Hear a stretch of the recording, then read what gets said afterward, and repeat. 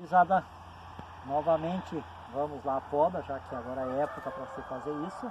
E aqui a gente está falando sobre, vai falar agora sobre a poda da pereira. Tá? Como ela está, depois o Denis vai aproximar mais para mostrar para vocês e mostrar algumas plantas que já estão florindo. Ela está saindo da fase de dormência dela. Tá? Então agora é a hora de se fazer a poda da pereira então. Tá? A pereira, na verdade, a gente faz a poda de formação dela primeiro, a poda de condução e a poda de formação. Depois, uma vez ela se tornando produtiva, eu só retiro ramos ladrões que eu vou mostrar para vocês depois. Primeira parte que a gente faz é o que a gente chama de esladroamento de cavalo, ou seja, essa aqui é a parte do porta-enxerto, ó, que é a parte onde a pera foi enxertada em cima. Então esses ramos, ó, a gente pega, todos eles têm que sair, porque isso aqui tira o vigor, acaba tirando o vigor da planta e não produz praticamente fruto nenhum, tá? Então tem que cuidar, ele é cheio de espinho. Eu não saberia dizer agora para vocês no que ela foi enxertada, tá? Mas provavelmente seja cavalo de marmelo, tá? Mas dá para mais adiante a gente vai dar uma estudada e vai dizer para vocês sobre o que ela foi enxertada em cima, tá?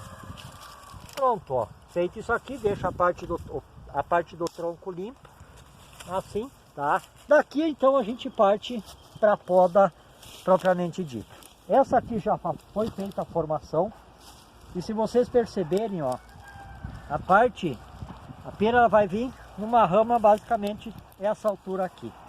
Diferente do pêssego, da uva, do figo, da ameixa, tá? A primeira poda para formar a pereira é mais ou menos a altura da cintura da gente. Então de 50, 60 até 70 centímetros. Então eu faria isso aqui, ó.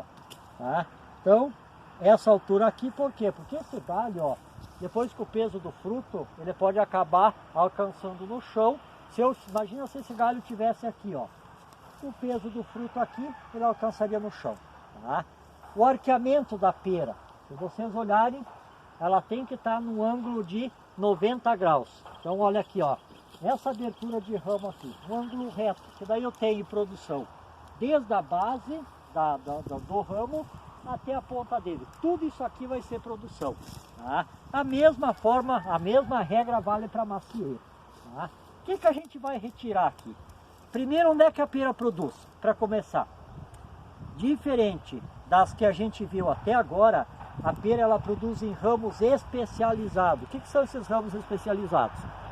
Brindilas, esporões, dardos, lamburjas, tá? Então todos esses tipos de galhos a gente vai encontrar aqui nessa pereira, que são esses ramos aqui, ó. Esses ramos especializados, esses ramos menores, eles começando a produzir, eles produzem por vários anos sucessivos. Então ele vai produzir 1, 2, 3, até 5 anos ele continua produtivo. E depois a gente vai renovando. Depois eu vou mostrando para vocês como é que a gente faz essa renovação. Partindo disso, o que a gente tira aqui? Se eu sei que ele produz nesses ramos especializados, o que eu vou eliminar? Os ramos que não são especializados. Estão vendo essa vara aqui, ó? Deixa eu tirar para vocês verem. Ó, uma vara lisa, uma vara reta. Essa aqui ela não vai ter produção nenhuma, então é o que a gente chama de ramo ladrão. Lembram que lá no pêssego o ramo ladrão é esses ramos assim, ó. No pêssego o ramo ladrão é esse, e esses são, claro, de tamanho menor, mais ou menos isso aqui. Fininhos são os ramos que vão produzir. Na pera e na maçã é exatamente o contrário. É esses que são parecidos com ramos ladrões que vão produzir. Só que ao contrário do pêssego e da ameixa, os ramos ladrões são esses ramos lisos, esses ramos retos que estão aqui. Então esses aqui, todos eles saem fora. Tá?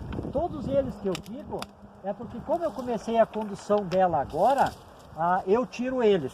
Tá? Mas, que nem eu falei, isso aqui vai produzir 5 anos. Depois de 5 anos ele não produz mais. Então a gente tem que começar também a preparar novos ramos para que eles produzam depois. Que daí fazer o quê? Encurtando aqui, ó. Se eu encurtar isso aqui, ele vai começar a fazer o quê? Ó, foi encurtado aqui. Estão vendo quantos ramos de produção ele fez? Ó, vários ramos de produção.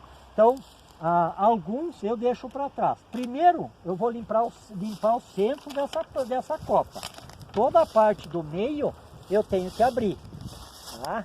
Então, fazendo isso aqui, ó, pode ver, só estou retirando os ramos, ó. Aqui eu encurto, aqui são ramos de produção, então vou abrir um pouquinho, aqui também vou encurtar, ó, tá?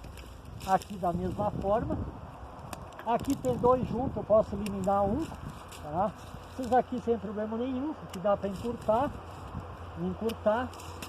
aqui tem dois juntos, eu tiro um, ó, tá? Aqui também eu encurto um pouquinho, tá? E como tem ramo menor, ó, eu posso até tirar isso aqui. E assim vai. Aqui elas estão se cruzando um com o outro, então um desses eu elimino, tá? Então, poda da pereira ainda, é só tirar esses galhos aqui, aí você fecha o centro da copa, tá? Então, de forma resumida, esse mesmo processo que eu fiz aqui, vocês vão repetir nos outros galhos. Mas repito, tem que estar no ângulo de 90 graus, porque se vocês olharem aquela planta lá, ó, olha a diferença que ela tem.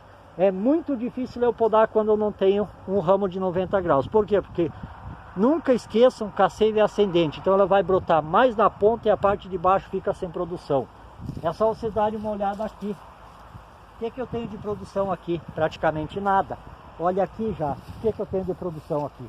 Tudo isso aqui vai produzir. Então não esqueçam, primeira coisa é condução, é abrir o galho, deixar no ângulo de 90 graus. Valeu, gurizada, abraço e bom final de semana para vocês.